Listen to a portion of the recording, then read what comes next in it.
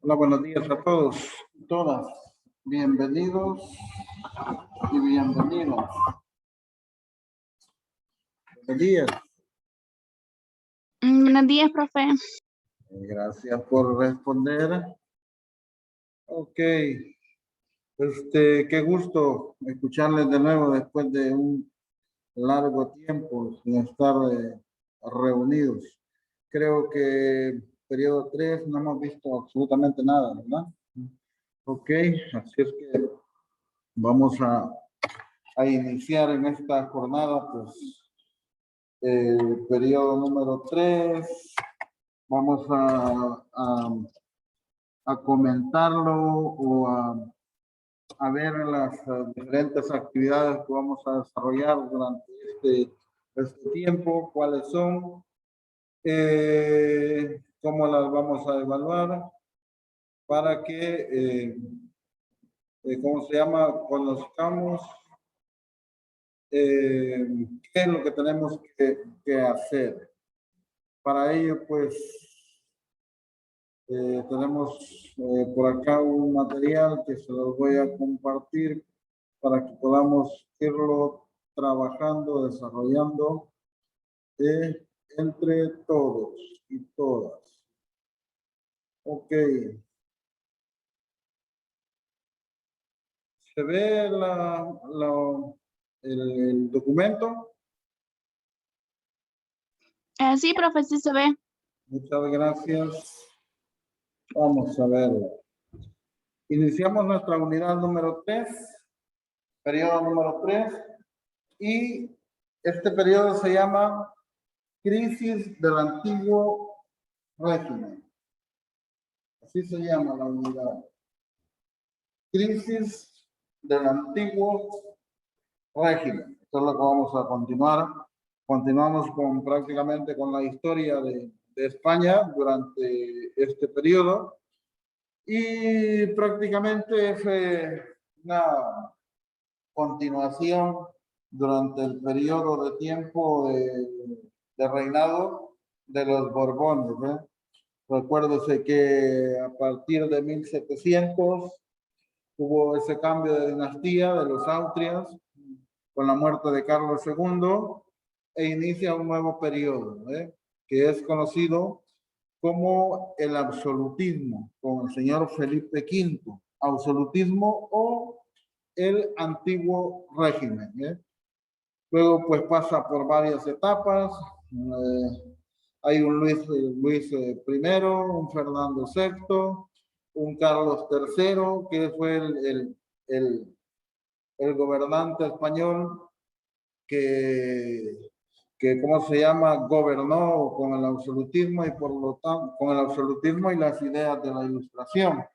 Por lo tanto, a esa etapa se le conoce como despotismo ilustrado, la época de nuestro amigo Carlos III.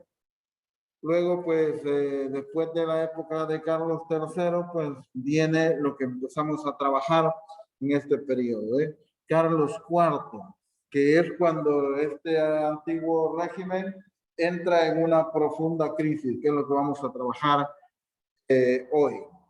Para poder alcanzar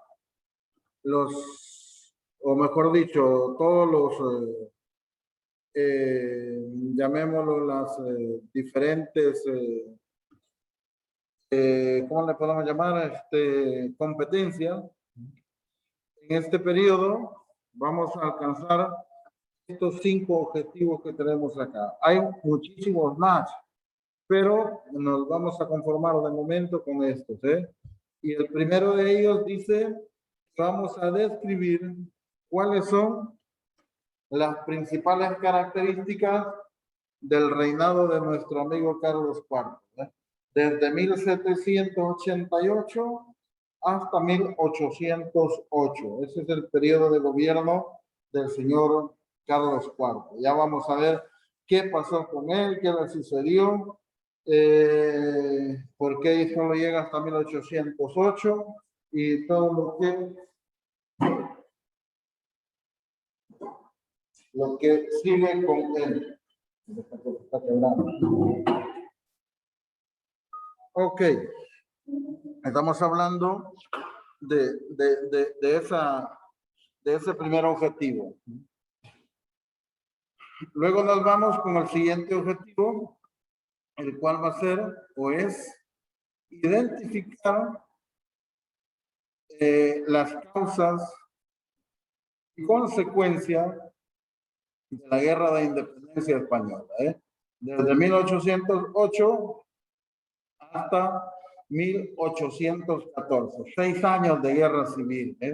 Vamos a verlo, que como consecuencia de esa crisis del reinado de Carlos IV, España pues es gobernada por un monarca extranjero, por el hermano de Napoleón, por un tal José Napoleón, y que posteriormente pues hay llamémoslo un levantamiento popular, una sublevación, que al final pues termina con ese reinado de José I y terminan expulsando a Napoleón de España. Luego, el tercer objetivo se refiere a analizar el contenido de la Constitución de 1812. Recuerda de que hasta acá, hasta 1808, hay una serie de gobiernos monárquicos. Son los reyes los que están al frente de todos esos gobiernos. Pues ya con el periodo de tiempo llamado absolutismo y luego y antes de ello con las monarquías autoritarias. Pero ya en 1812 hay una pausa por acá y empieza a surgir una nueva corriente ideológica, el liberalismo, como consecuencia de la Revolución Francesa y todo ello. En la época pues de José I se hace un experimento de una nueva constitución y pues por ahí pues empiezan a darse ciertos cambios. Vamos a ver qué es lo que contenía esa constitución de 1812. Luego, al final pues el señor Carlos IV se ve obligado a abdicar el reino en su hijo Fernando, Fernando, quien se convierte en Fernando VII. Vamos a ver cuáles son todas las características que presenta o que tiene en ese momento ese reinado. También es muy complicado el reinado de Fernando VII, ya que pues genera una serie de controversias.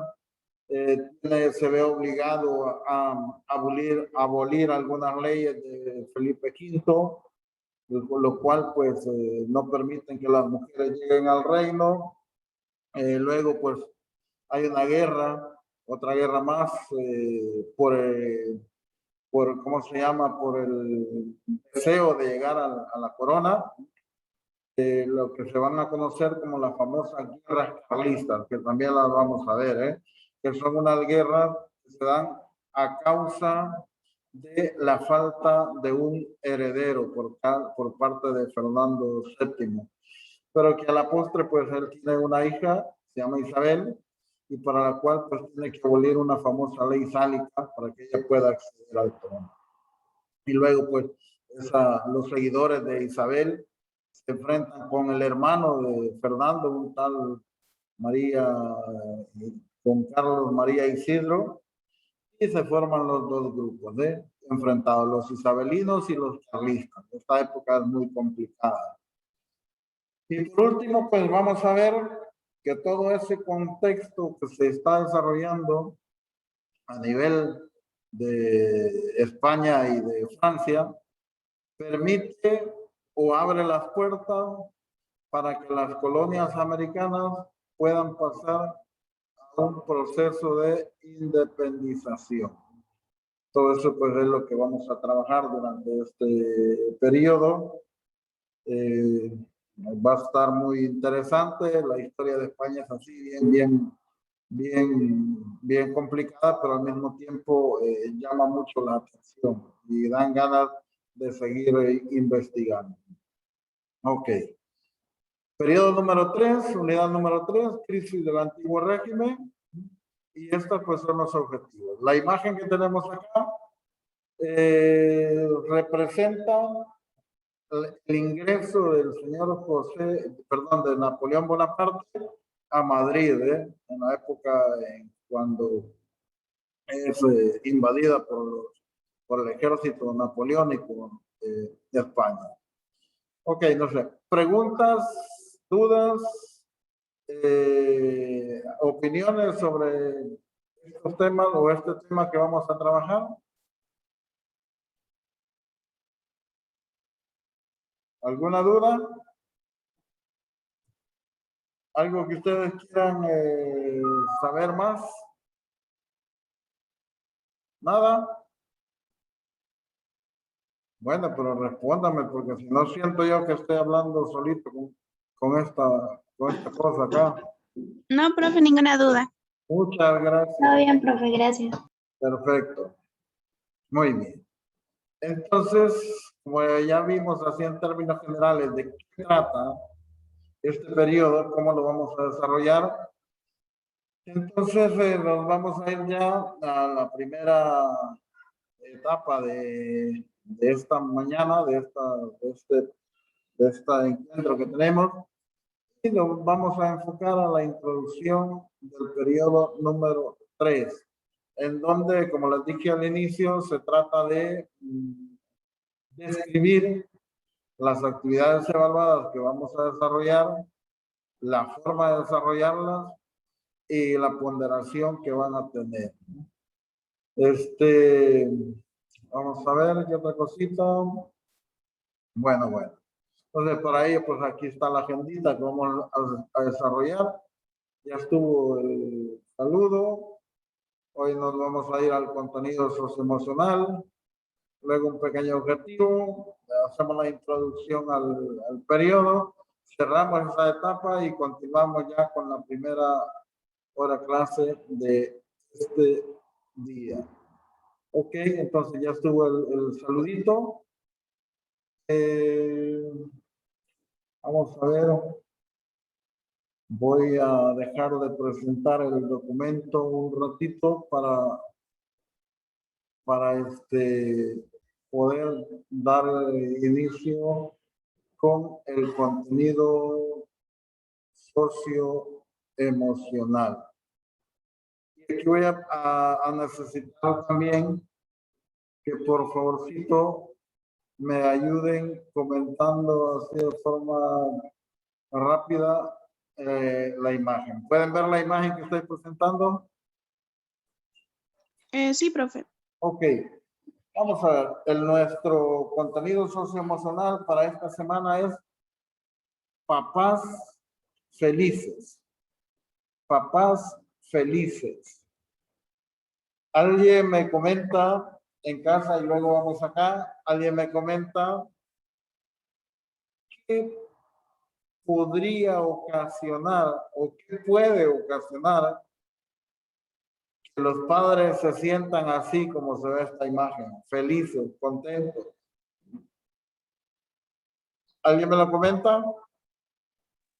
Papás. Eh, yo creo que así como se mira en la imagen, los papás están felices, ¿verdad? Y sus hijos también. Creo que les enorgullece mucho ver que sus hijos ya van creciendo, aunque creo que también le da tristeza porque vamos creciendo y quieras que en algún momento nos vamos a ir de la casa o ya no vamos a estar tanto a su lado.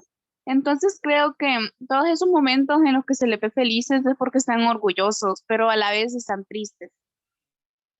Wow, sí, excelente su análisis, su punto de vista. Y es así lo que ocurre. Bueno, ya vamos a hacer un comentario extra de eso. Vamos a ver si alguien más va a comentar la imagen. Ustedes, chicas, acá.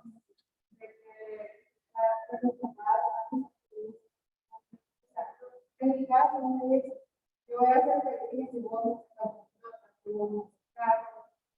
también, las infraestructuras, esperanzas de negocio que se digamos, para no decepcionar en tu caso de desobedecer o aquí. Muy bien, es correcto también su punto de vista, su posición. No sé si Dara quiere mencionar algo. Están felices como sus hijos, están felices también. A veces ellos acostumbran a esa persona.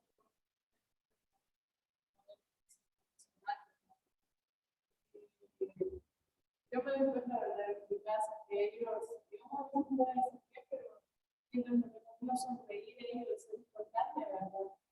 La sonrisa y ellos me dicen, si estoy bien, yo puedo estar completo.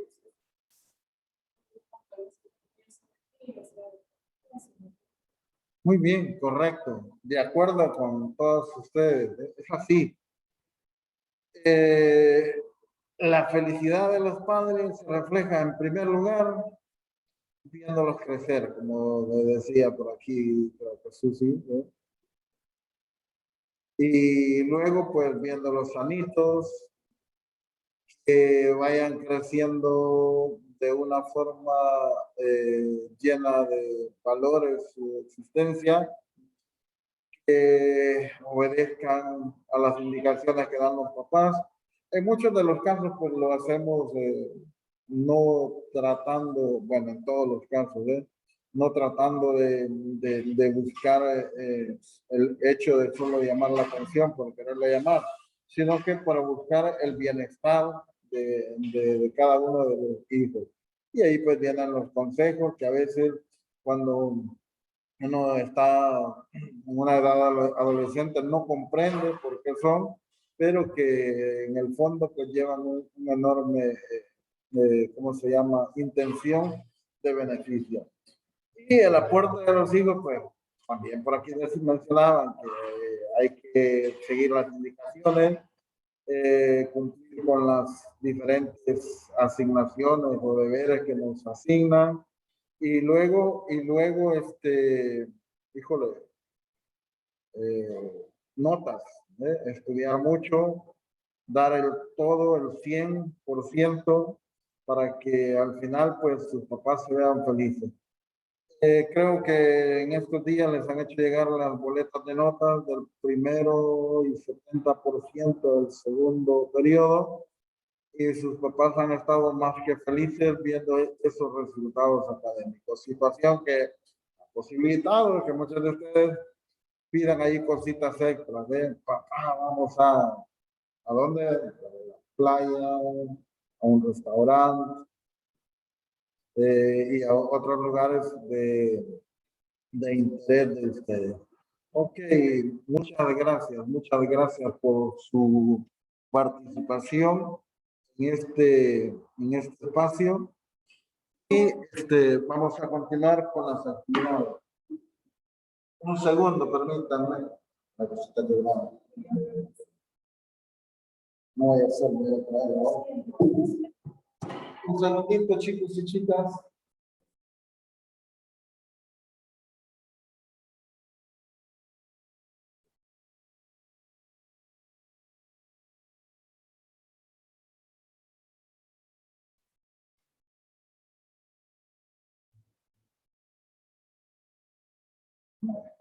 Ya estamos así. Ok, chicos. Vamos a ver. Entonces, voy a compartir el otro documento que estábamos viendo para continuar acá. Ya habíamos visto los objetivos, el contenido socioemocional. Pues hoy vamos con nuestro objetivo. Y nuestro objetivo es describir, pues, la forma como se elaborarán las actividades evaluadas de este periodo, cómo se desarrollarán y el tipo de ponderación que van a tener. Es periodo número 3. Así es que, igual que los periodos anteriores, solo van a haber 2 evaluaciones o 2 actividades.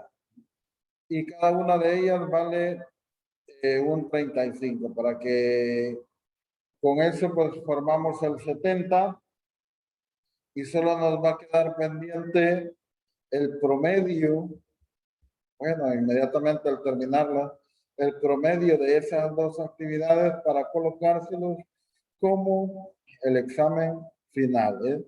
Prácticamente solo son las 2 cosas, la tercera llega como añadidura a ese proceso de evaluación. Ahí la importancia pues, de obtener buenas notas, 10 acá y 10 acá, el promedio final es 10. Estamos diciendo que tienen 10 en el examen final. Así es que desde ya ponerse las pilas. La primera actividad pues no es nada más que un pequeño laboratorio muy cortito de apenas 15 preguntitas de opción múltiple. Puede ser que de repente por ahí aparezca unas opciones de falso verdadero, pero por lo general pues van a estar de opción múltiple. 15. ¿Dónde van a estar? Como siempre, en el aula virtual del colegio, en la Chamilo, en la sección de ejercicios. Va a tener un tiempo destinado de 45 minutos para poderlo desarrollar. ¿Qué más? Un intento, solo un intento. Y si por algún motivo, alguna situación, alguna circunstancia, usted tiene problemas para realizar este laboratorio, pues únicamente me lo comunica y yo se lo voy a reprogramar a una hora que sea accesible para que usted lo pueda desarrollar. O me lo dice directamente a mí o a la a su tutora, para que ella me lo comunique. Ahí usted decide el mecanismo o el canal a seguir. Lo importante es pues que no se quede sin hacerlo. De preferencia pues sería bueno que lo haga en la fecha que está programado. No me acuerdo para cuándo está. Solo me acuerdo que la hora que lo vamos a desarrollar no va a ser hora clase, sino que creo que pues lo he dejado por ahí como a las 5 de la tarde, creo, para que todo el mundo lo pueda hacer en forma simultánea, todos los, los 6, las 6 secciones.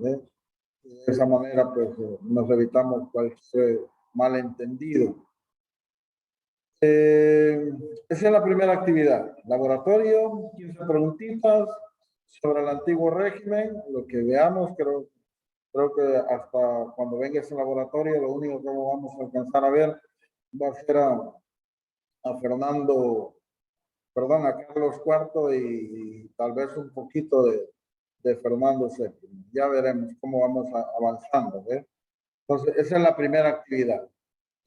La segunda actividad, también vale un 35%, está relacionada con un proyecto institucional, un proyecto multidisciplinario que comprende varias asignaturas y que creo que los han propuesto ese proyecto son los compañeros del área o del departamento de ciencia.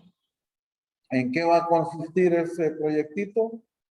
Pues tiene que ver con si no me equivoco, que ya lo vamos a ver más adelantito con la elaboración o no, quiero ver, creo que es con un cultivo, huertos caseros, ¿sí?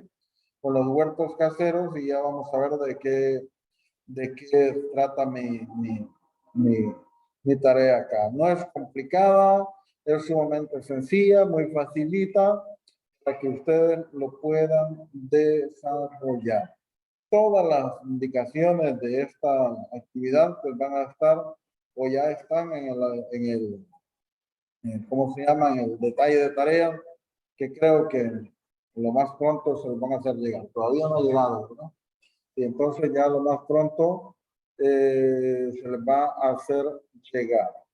No sé, alguna pregunta, alguna duda que tengan acá antes de darles a conocer cómo va a estar el proyecto, al menos en mi materia, ¿eh? ¿Alguna duda, alguna preguntita? Yo creo que no, profe. No. Ahí pues, en ese, creo que ahí pues no nos perdemos. Vamos a verlo un poquito sobre el esquema que vamos a desarrollar. Se los voy a presentar acá para que ustedes puedan ver cuál es la matriz de este proyecto. Ok, por acá lo tengo, ¿eh? Muy bien. Vamos a verlo. Se los presento. Vamos a ver, no lo veo. Aquí, acá está. Ok. Muy bien. Vamos a cerrar la camarita para que haya más espacio para poderlo ver.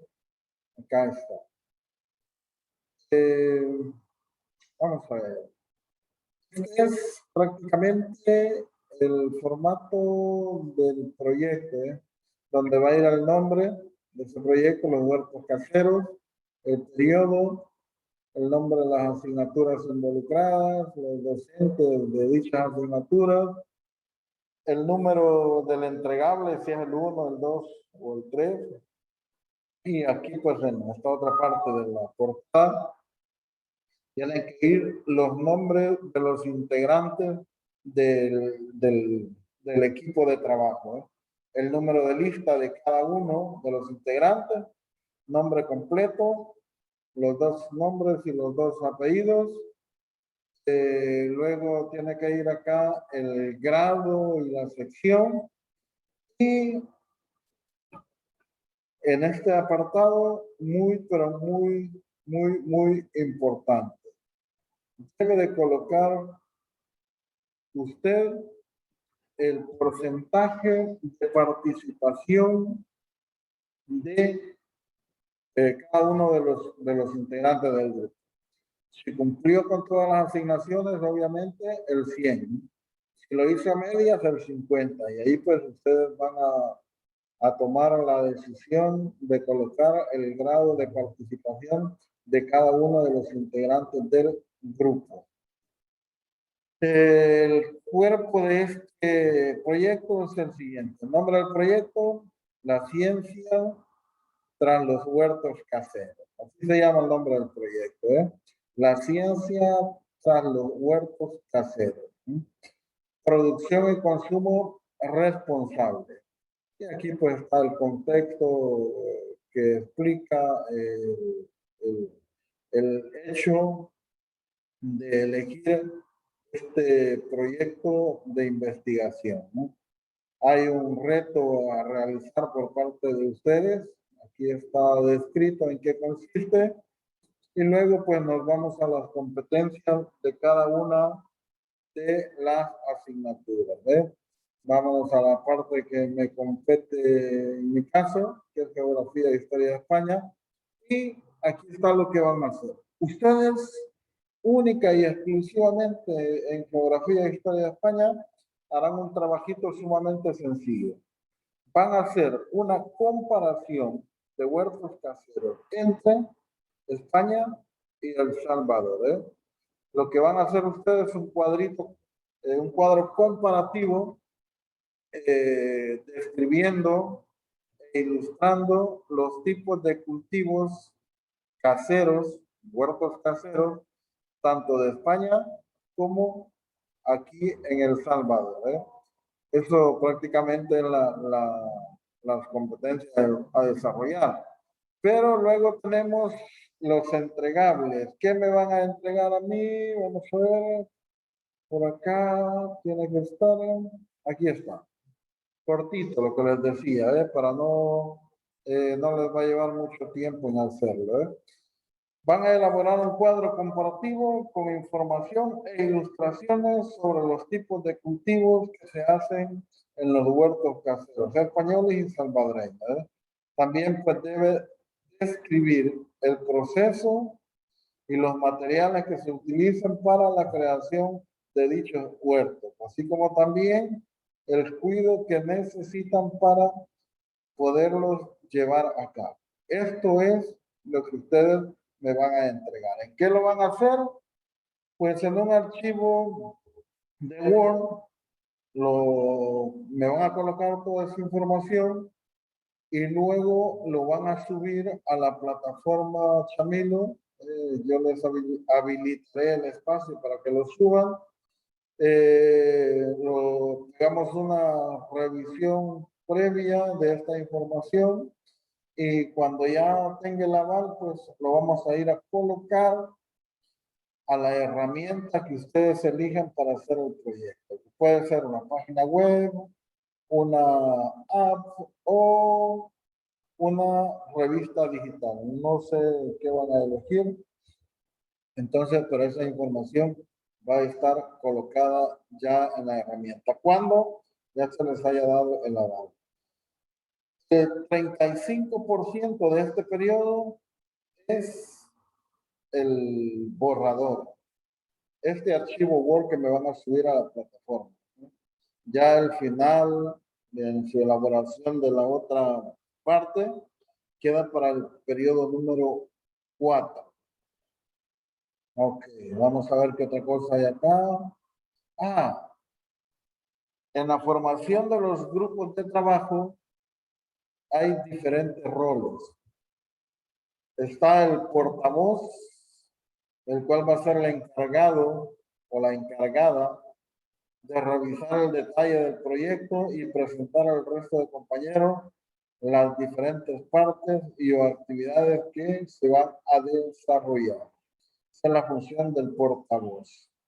Luego tenemos la de un agente o secretario o secretaria, que es el que se encarga de tomar nota de las diferentes reuniones que ustedes hagan previo a la consolidación del trabajo final. Entonces, pues esta persona que ustedes elijan para ello se va a encargar de elaborar esos resúmenes de todos los acuerdos tomados. Luego hay un moderador. El moderador pues se va a encargar de organizar las reuniones que sean necesarias para concretar el proyecto.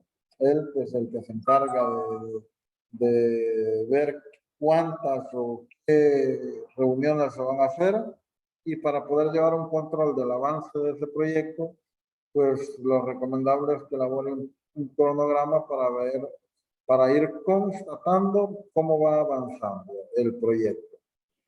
Luego hay un indagador, el cual pues se encarga de transmitir, de determinar y de asignar los elementos bases del proyecto que deben ser investigados previamente para su ejecución.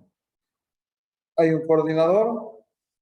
Este identifica los diferentes productos que ustedes van a entregar, o sea, la parte de los entregables, y pues determina que ese paquete que ustedes tienen listo lleve todos los elementos necesarios. Luego, pues, el gestionador de recursos identifica la necesidad del grupo y, por supuesto, realiza todas las gestiones necesarias para que el grupo tenga lo necesario para desempeñar su trabajo. Esos son los diferentes roles. Creo que hay 6, se han elegido esos 6 por la cantidad de integrantes que van a tener ustedes en los equipos. 1, 2, 3, 4, 5, 6, es correcto. Al momento de elegir a esos roles, tomen en cuenta sugerencias, ¿no? Tomen en cuenta lo siguiente. Para el portavoz debe de ser una persona observadora, detallista, buen orador, con capacidad de persuasión, seguridad y capacidad de comunicación. Eso es el portavoz. Luego, pues el secretario o la secretaria, polivalente, la puede desempeñar varias funciones, con capacidad de análisis, de perseverancia, de síntesis y por supuesto que tenga una redacción muy elocuente de todo lo que va haciendo.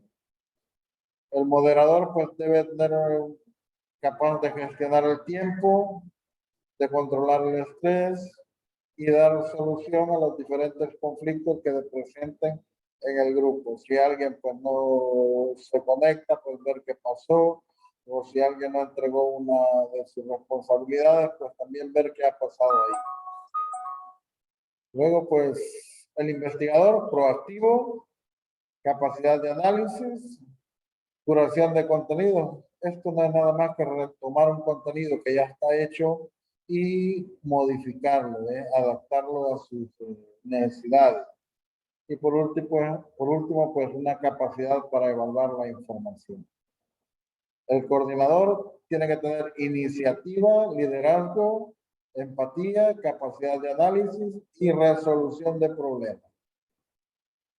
Y por último, cerramos con el gestionador de recursos. Creativo, tiene que tener mucha resiliencia y, por supuesto, correcta gestión de todos los recursos. Eso prácticamente es el proyectito que ustedes van a desarrollar así en forma general. ¿Preguntas sobre ese proyecto?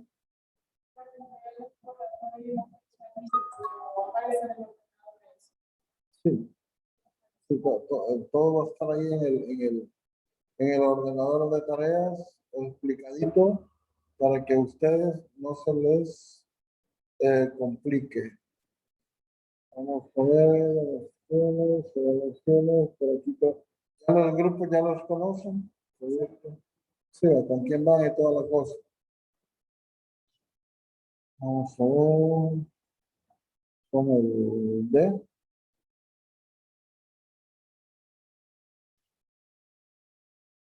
Sí, ya son dos compañeros, ¿no? Bueno, pero así rapidito, solo se los comparto para que pasemos ya a lo que nos compete.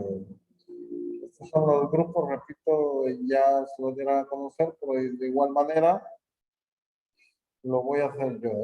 Este grupo está integrado por Daniela Nefertiti, Gerardo Enríquez, Sara Alicia, Astro Lucía y Gerardo. Aquí tiene que ir su número de lista, la sección, el tipo de entregable y por supuesto el enlace para poderlo ver. Esto ya es al final, ¿no? El otro equipo está integrado por Rocío Abigail, por Dara, Andrea Marisol, por Diego y por Carla Linete. Este otro equipo por Diana Sofía, Jessica Valeria, Valeria María, Daniela Nicole y Cindy Carolina. Heise Michelle, Marjorie Andrea, Adriana Valeria, Mónica Roxana, Heisel Joana, este otro grupo por Sara Daniela, por Edwin Alexander, Jennifer Alejandra, Yaneli Aileen y Valeria Alejandra. Y el último grupo por Catherine Anaí, Jonathan Edenilson, Catherine Susana Galdames, aquí sí, Simón José García y por último Axel Andrés. Esos son los equipos de trabajo para este proyecto. Vale recordar o decir que todos los equipos funcionan para todas las asignaturas, ¿eh? Tanto el mismo equipo para LITE, el mismo equipo para Geo y para todas las demás asignaturas. ¿Preguntas hasta acá con esa parte? No, ¿verdad? Creo que no. Sí, está sumamente fácil, bien sencillo, la forma como lo van a desarrollar y no hay donde perderse. Ok. Vamos a ver. Como ya tenemos clarito todo eso, terminamos a qué horas. 9:30. Sí, tenemos 8:49. Bueno, muy bien. Estamos bien con el tiempo, aunque no ha sonado el timbre, ¿verdad? Pero ya tendría que haber el cambio. Ok. Bueno, entonces vamos a trabajar ya la otra parte. Vamos a verlo por aquí, creo que lo tengo. Vamos a ver, solo regáleme un segundo. Aquí está. Muy bien.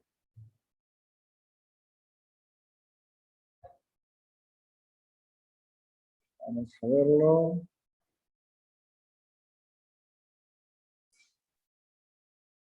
Aquí está ya.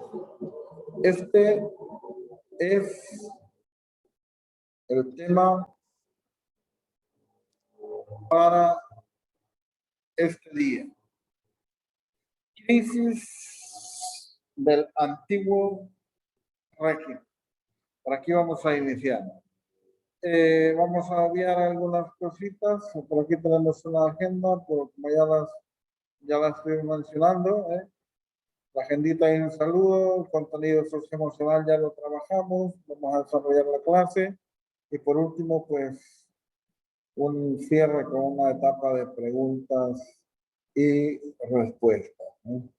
Ok, el objetivo, sí, vamos a esto, a identificar cuáles son las causas que llevaron al reinado de Carlos IV a caer en una crisis, lo que se conoce como la crisis del antiguo régimen, que al final pues termina aboliendo este régimen por un determinado tiempo, ya que habíamos mencionado anteriormente pues que hay la creación de una constitución que deja prácticamente fuera de circulación, llamémoslo así, a lo que es los gobiernos absolutistas. Ok, veamos. Este señor Zarco que está ahí, con pelo rizado y todo, es el señor Carlos IV, hijo del señor Carlos III. Carlos III, que recuerdan ustedes, el monarca que gobernó con las ideas de la Ilustración, pero siempre con el modelo absolutista. Y a consecuencia de esa forma de gobierno, repito, con ideas de la Ilustración, pero con un gobierno absolutista, nace lo que se conoce como despotismo ilustrado. ¿Qué es el despotismo ilustrado? Pues no es nada más que la forma de gobierno absolutista con ideas de la Ilustración. Ideas, por supuesto, que no ponen en riesgo la estabilidad de dicho gobierno. Cuando llega al trono nuestro amigo Carlos IV, llega en 1788. Mire usted,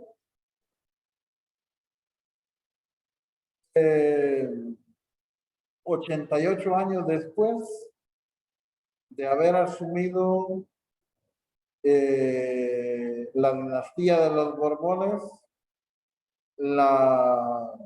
llamémoslo, la monarquía en España, ¿eh?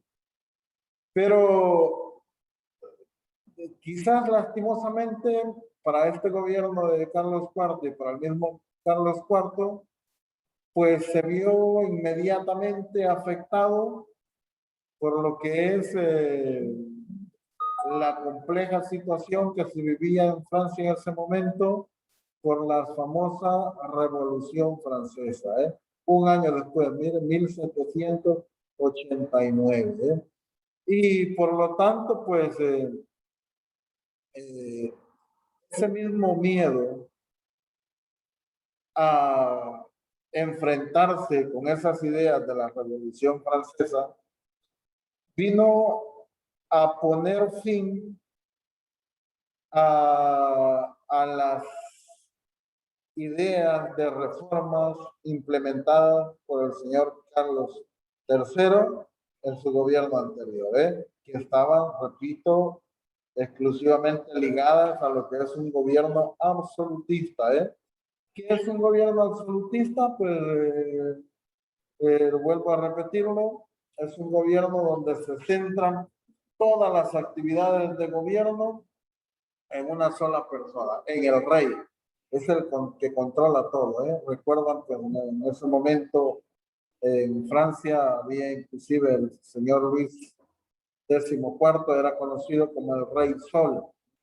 ¿Por qué razón? Porque todo, absolutamente todo, giraba alrededor de él. Él controlaba todas las instituciones. Él era el encargado de proponer, elaborar, ejecutar todas las actividades de las instituciones de gobierno. Ok, entonces nuestro amigo Carlos IV, hacía una breve síntesis de él, llega en un momento muy difícil como rey a España. Momento que es afectado por la Revolución Francesa, en donde se piden cambios, cambios en todos los sentidos. Recuérdese que aquí pues nacen los famosos derechos del hombre, los derechos humanos, en donde hay modificaciones en las formas laborales, en las horas de trabajo y en todo ese sentido. Entonces, Carlos llega en un momento muy difícil a su reino en España. Veamos entonces qué sucede. Cuando nuestro amigo Carlos III está en el poder, les dije al inicio que él simpatizaba con las ideas de la Ilustración. Vamos a ver, no sé si el término lo manejamos ya, ¿qué significa la Ilustración? Pregunto, ¿no hay problema con este término de los ilustrados? No, profe. Ok, vamos a ver. Pero igual lo comento así rapidito. En esta época, los reyes se consideraban personajes enviados por Dios y por lo tanto las leyes que ellos hacían eran consideradas leyes divinas, que nadie las podía violar. Y en ese sentido, pues no permitían que hubiese ningún tipo de cambio. Entonces, a esa etapa de la historia, pues el famoso absolutismo, no había cabida para otra cosa que no fuera la imposición de la voluntad de los reyes. Pero eso empezó a cambiar cuando aparece este fenómeno filosófico llamado la Ilustración, en donde prevalece la razón sobre los hechos. ¿Qué sucedió acá? Bueno, si los reyes decían que eran enviados de Dios, a los pensadores ilustrados de la época empezaron a decir, bueno, si este es un enviado de Dios, porque come, porque tienen las mismas necesidades físicas de nosotros los mortales, que no somos ningún personaje especial, y los empezaron a cuestionar para que se empezasen a dar esos cambios. Entonces, Carlos III comulgaba con algunas de esas ideas de los ilustrados, y por eso es que colocó en su gobierno a ministros ilustrados. Estoy hablando de Carlos III aún, y esos ministros ilustrados fueron Florida Blanca, Jovellanos, y por ahí hay otros más. Eso fue en 1792. Pero cuando Carlos llega al poder, cuando Carlos IV llega al poder, lo que hace él es quitar a estos ministros ilustrados, en el 1792. Vale la aclaración ahí, Entonces Carlos los quita porque tiene desconfianza de los círculos de la nobleza de ese momento. Carlos tiene temor a que le vayan a quitar su corona.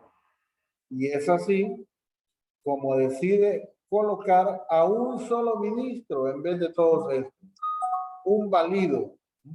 Y ese valido no es nada más que un joven militar, de origen muy humilde, de familia plebeya, un tal Manuel Godoy. Este se convierte en el valido de Carlos IV. Es el ministro que sustituye a los ilustrados impuestos por Carlos III. Ahora bien, gracias a la Revolución Francesa y a estas ideas ilustradas, en Francia ejecutan al rey absolutista de ese momento, a Luis XVI. Y por la ejecución de Luis XVI, Carlos IV, en unión de otros reinos absolutistas, le declaran la guerra a Francia como una forma de querer vengar la muerte de Luis XVI. Estamos hablando que esta guerra entre franceses, españoles y el resto de países monárquicos se da entre la época de 1793 a 1795. Por supuesto, los países monárquicos, incluyendo España, fueron derrotados y obligados a firmar un tratado. Ese tratado se denomina o se llamó en su momento la Paz de Basilea, 1795. ¿Y en qué consistió ese tratado? Pues en subordinar a España a Francia. En eso trató vale la redundancia, tratado. Le puso fin a la guerra, pero al mismo tiempo dejó a España bajo el dominio francés. ¿Preguntas hasta acá? ¿Todo bien? Ok. Yo, profe, Hola. ¿quién dirigía el ejército francés? Porque me imagino que a la muerte quiero ver, de Luis VII, ¿verdad? Sí. Creo tendría que dirigir a alguien todo ese poder o alguien. Fíjate que en ese momento la mayor parte del territorio europeo, el 80%, ya está bajo el dominio de un emperador llamado Napoleón Bonaparte. Y ese asesinato o esa ejecución de Luis XVI coincide con la llegada de Napoleón a Francia. Entonces, todavía no se ha consolidado ¿cómo se llama? El dominio sobre Francia, Napoleón. Pero los franceses en ese momento son, ¿cómo se llama? Liderados por Napoleón en esta ¿cómo se llama? Batalla contra los españoles y el resto de los países monárquicos. Que no sé si aclaré la duda. Sí, sí, ya, profe, gracias. Ok. Bueno, luego, fíjense lo que pasa. Cuando Napoleón llega al poder en 1799, la política española entra en un bache, en una vacilación entre el temor a Francia y el intento de pactar con ellos para evitar nuevamente al ejército napoleónico. No encontraba qué hacer España, ¿eh? Si nuevamente nos rebelamos contra los franceses o seguimos con el pacto para poder evitar que el ejército napoleónico les haga daño. Pero este pacto de los españoles con los franceses le trae a los españoles consecuencias con el resto, bueno, con Gran Bretaña específicamente, ¿eh? Porque los ingleses eran los enemigos número uno de los franceses, ¿no? Y a España, y si España decía apoyar a los franceses, entonces automáticamente también los españoles se convertían en ese momento en enemigos de los ingleses. Y es así como en un determinado momento Francia en conjunto con España pues le declaran la guerra a los ingleses y se lleva a cabo una batalla que se conoce como la de Trafalgar, una batalla marítima, Eso fue en 1805, en donde esa armada naval franco-española, o sea, unida a los españoles con los franceses, fueron derrotados completamente por los ingleses. Y esa derrota prácticamente desaparece del mapa a toda la fuerza naval de Carlos IV. Y como consecuencia de esa derrota viene la famosa, ¿cómo se llama? Crisis de la Hacienda Real. ¿Qué significa eso?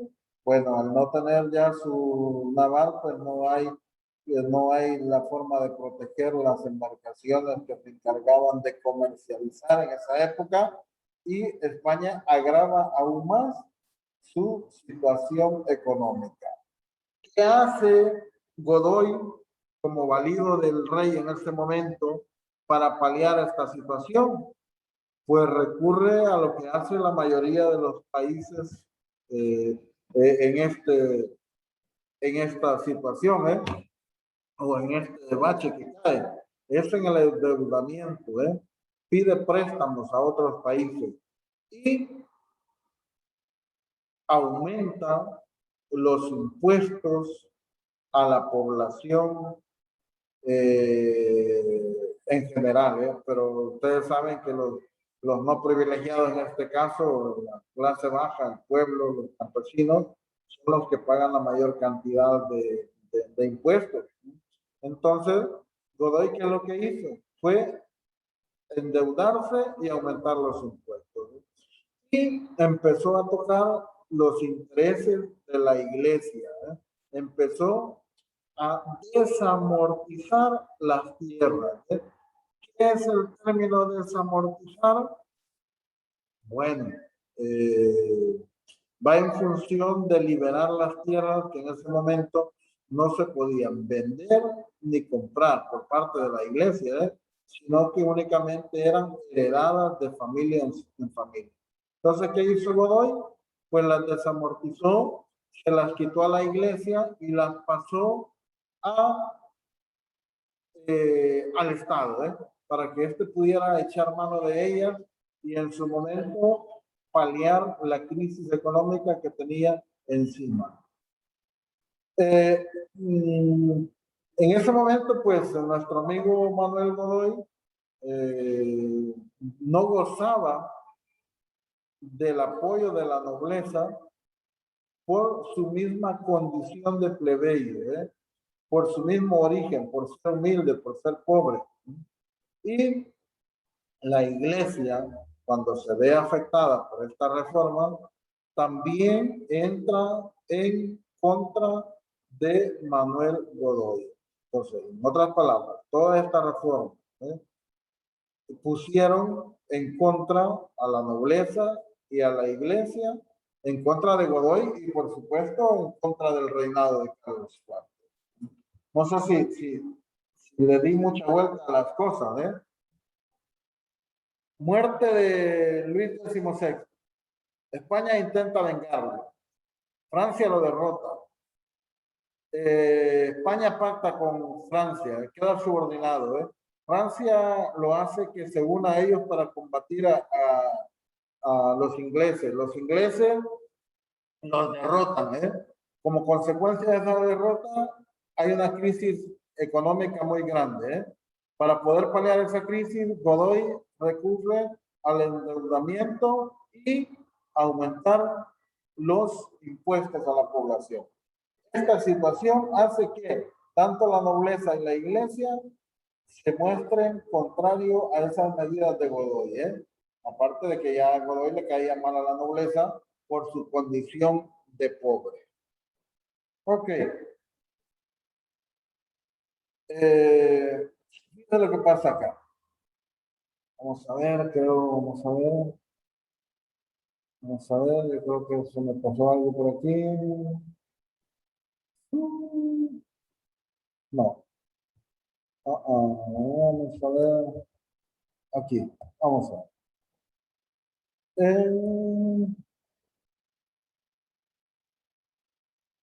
Vamos a ver, creo que se me movió del lugar. Sí, aquí está. Se me adelantó esto. Vamos a ver. En la medida que aumentaba el poder del señor Godoy, también aumentaba el rechazo hacia él de parte del hijo de Carlos IV, el señor Fernando, solo Fernando, ya que Fernando tenía miedo de que Godoy lo desplazara de sus privilegios como heredero a la corona y fuera al final Godoy el que se quedara con ese reinado. Así es que en ese momento, pues, el rechazo de Fernando hacia Godoy, más el descontento de los campesinos por el aumento de los intereses, provocaron que en ese momento se dieran las condiciones necesarias para llevar a cabo un motín. Y todo eso, pues, terminado de agravar por las mismas condiciones críticas que vivía la población, por las epidemias, por el hambre, por la escasez de los productos en el mercado y todo eso, vino a sembrar o a convertirse en una tierra fértil para que se llevara a cabo ese motín en esa ciudad de Aranjuez. Ahora bien, en 1807, el señor Godoy, con la autorización de Carlos IV, firma un tratado con Napoleón. Ese tratado se llama Fontainebleau. Repito, en 1807, Godoy, con autorización de Carlos IV, firma un tratado llamado Fontainebleau con Napoleón. ¿En qué consistió ese tratado? pues nada más que permitía que el ejército de Napoleón pasara por España con dirección a Portugal, que en ese momento era aliado de Gran Bretaña, y que lo atacara, ¿eh? Y que a cambio de ese tratado, de ese beneficio que estaba recibiendo Napoleón, pues Portugal iba a ser dividida o iba a ser repartida entre España y Francia, ¿eh?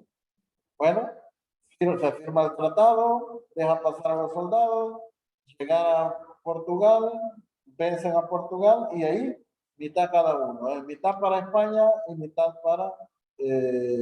para Francia.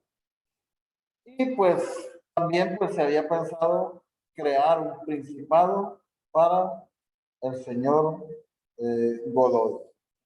Pero las cosas no se dieron de esa forma, sino que ya el 18 de marzo pues, se lleva a cabo o estalla ese motín en una ciudad allá en el sur de España, ¿eh? Allá en Andalucía. Esta ciudad se llama Aranjuez. Ese motín contó con la participación de todo el pueblo, pero los principales dirigentes de ese motín eran la nobleza, el clero y el mismo Fernández.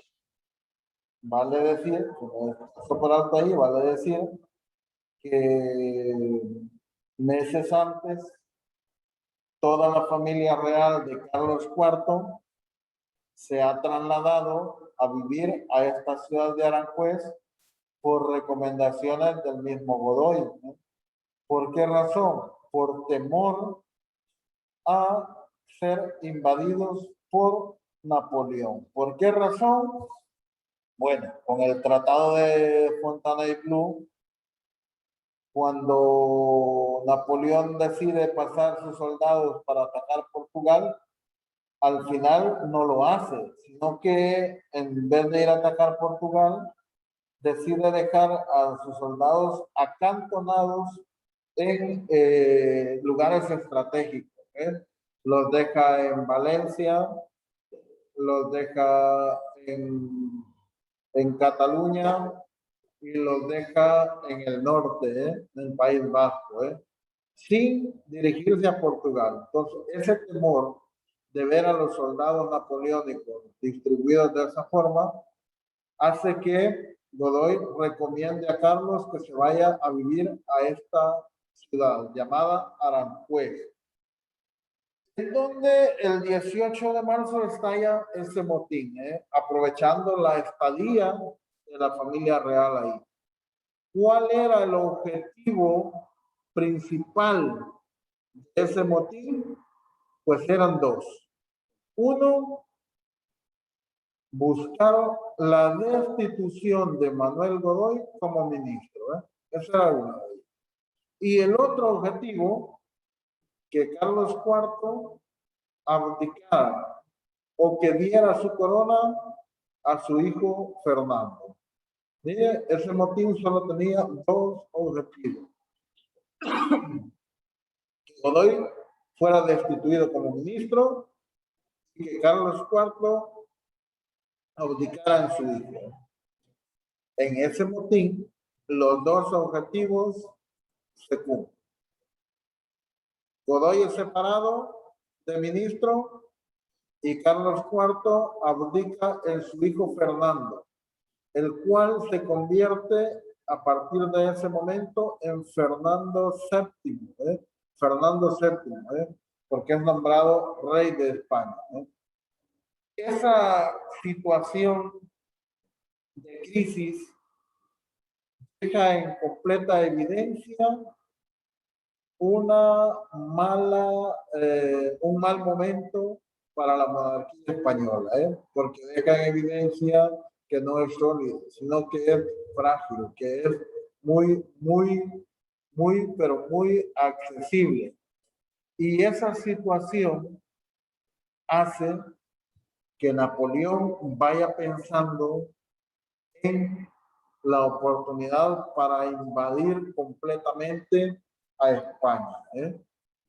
Pero quizás Carlos IV comete el error de que inmediatamente se comunica con Napoleón para pedirle ayuda para poder recuperar el trono o la corona que le ha quitado su hijo, y le escribe: oh, mi señor, le dice, mira el ingrato de mi hijo lo que ha hecho conmigo, me ha robado la corona y yo te pido a ti que me ayudes a recuperar. Y Napoleón Bonaparte en ese momento dijo: no, hoy es cuando, hoy te voy a aprovechar para apoderarme por completo de España a través de la vía armada. Y pues se decide prácticamente invadir a España, y por supuesto ocupar el trono y adherir o anexionar España a Francia. Tanto Carlos IV como Fernando VII son llamados por Napoleón a una ciudad francesa llamada Bayona, en la cual ocurren una serie de abdicaciones.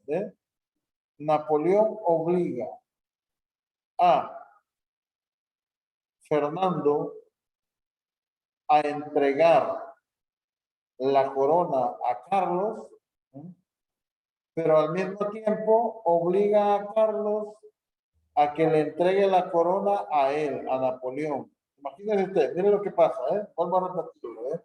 Napoleón obliga a Fernando a que devuelva la corona a Carlos, pero a Carlos también lo obliga a que le entregue la corona a Napoleón. A Napoleón no le interesa ser rey de España porque él es emperador. Por lo tanto, Napoleón decide nombrar a su hermano José, a José Bonaparte, como rey de España. ¿Sí usted cómo pasaron las cosas? Después de que Carlos IV era el rey, le quita la corona a su hijo, piden ayuda a Napoleón, Napoleón les obliga a entregarse las coronas nuevamente de Fernando a Carlos, de Carlos a Napoleón y de Napoleón a José, quien se convierte en rey de España.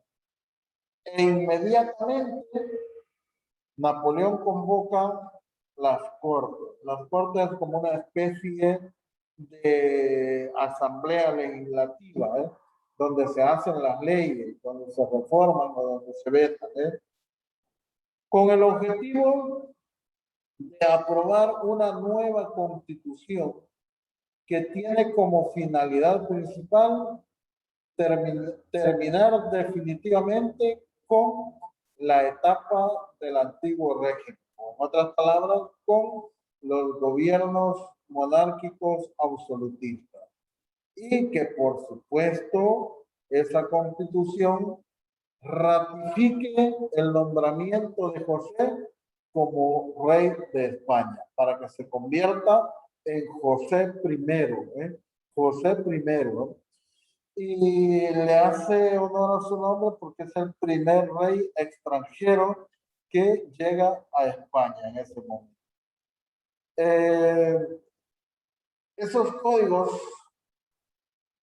que en ese momento, o esa constitución que en ese momento se forma, tiene aspectos muy importantes, muy buenos para la población española. Y el primero de ellos es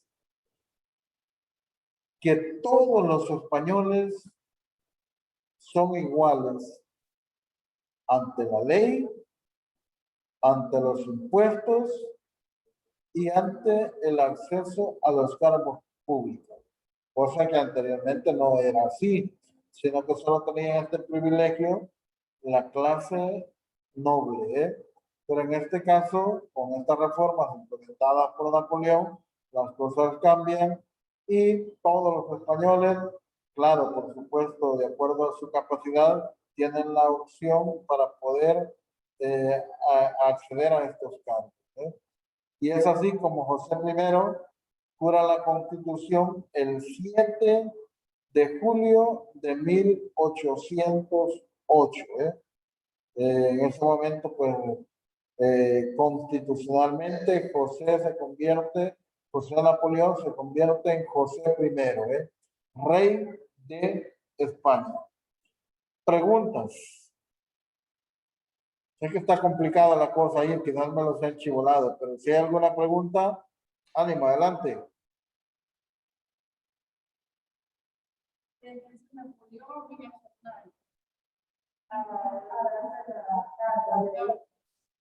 Y luego él lo obliga a darse a él, pero él no quiere ser rey, se da su mano. Bueno, de primero, en el motín de Aranjuez, Fernando le quita la corona a Carlos.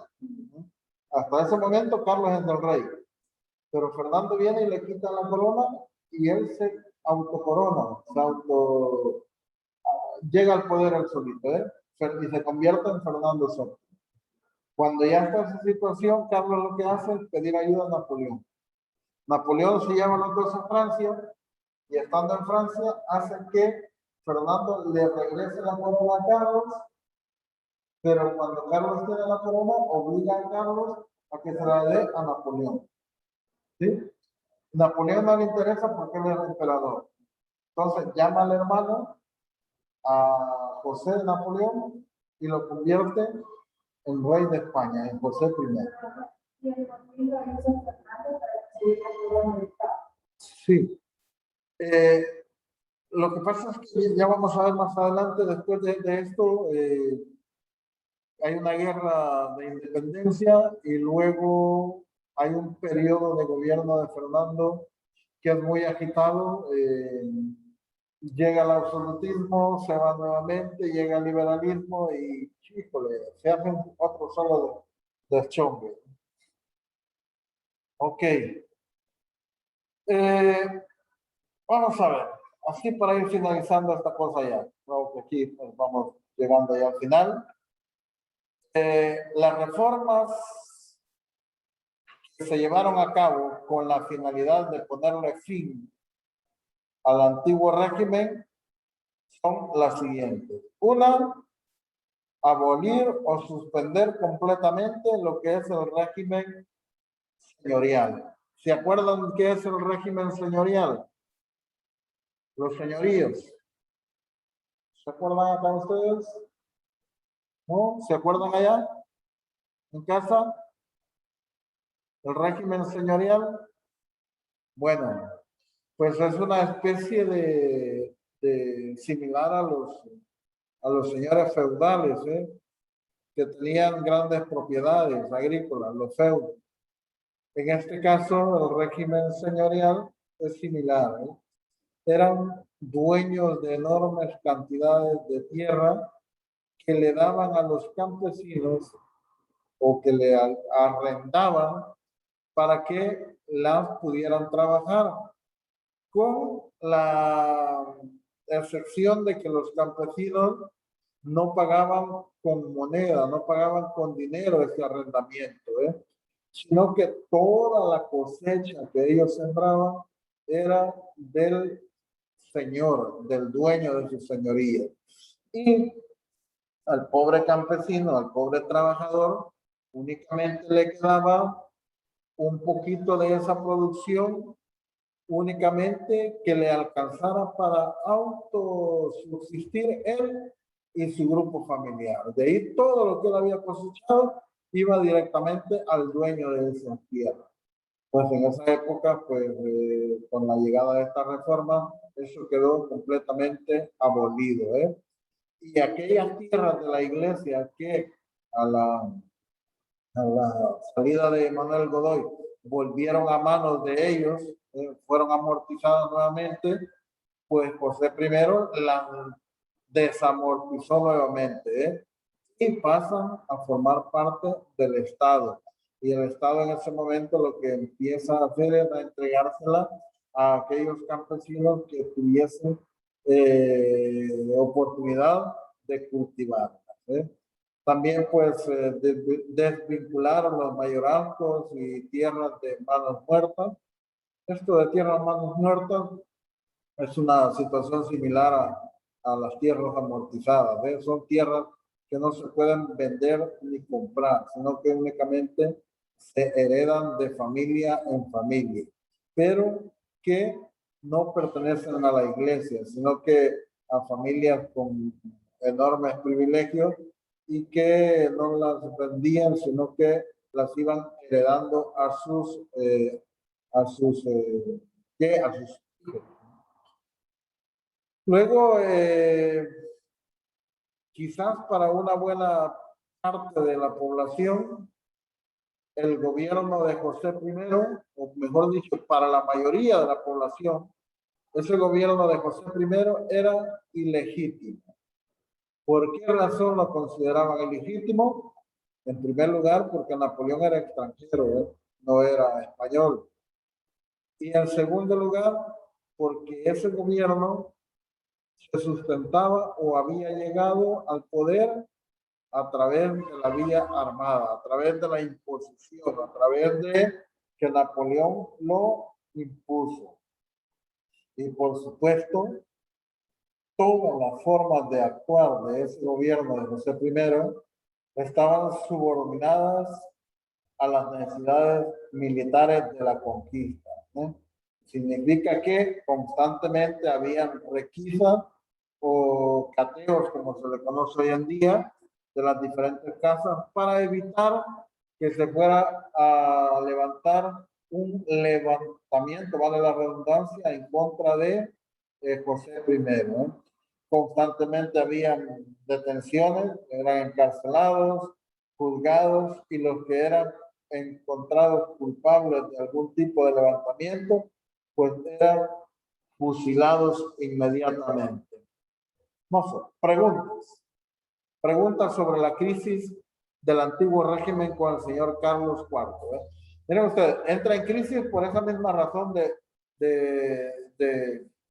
acabamos de estar comentando, por el motín de Aranjuez, por las abdicaciones, por la misma imposición o invasión de Napoleón a España, por la misma imposición de un rey que no era español ni que tenía descendencia directa al trono, sino que fue impuesto a la fuerza. Por eso es la crisis del antiguo régimen.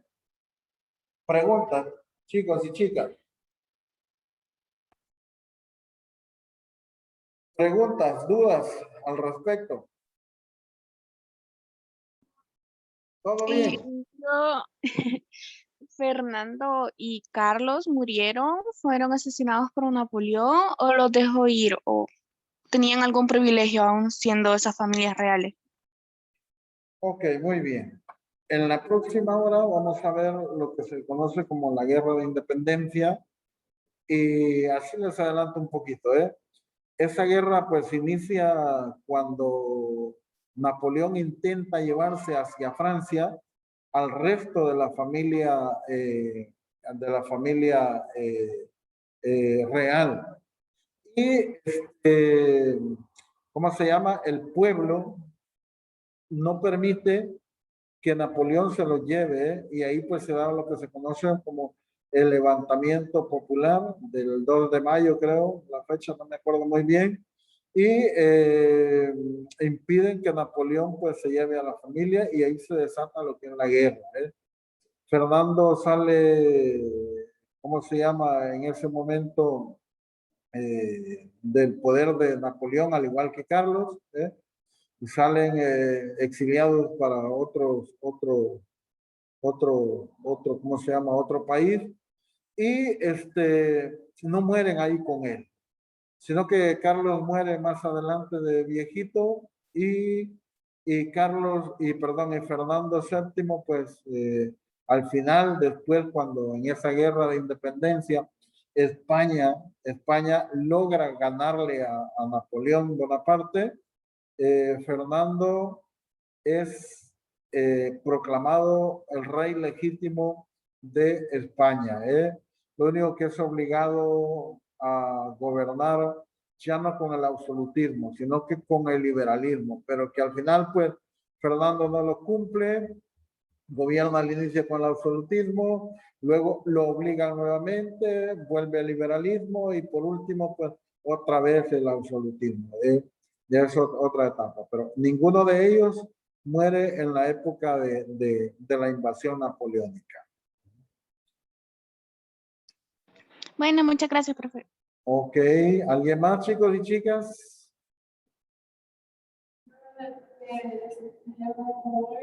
No supe el encargo.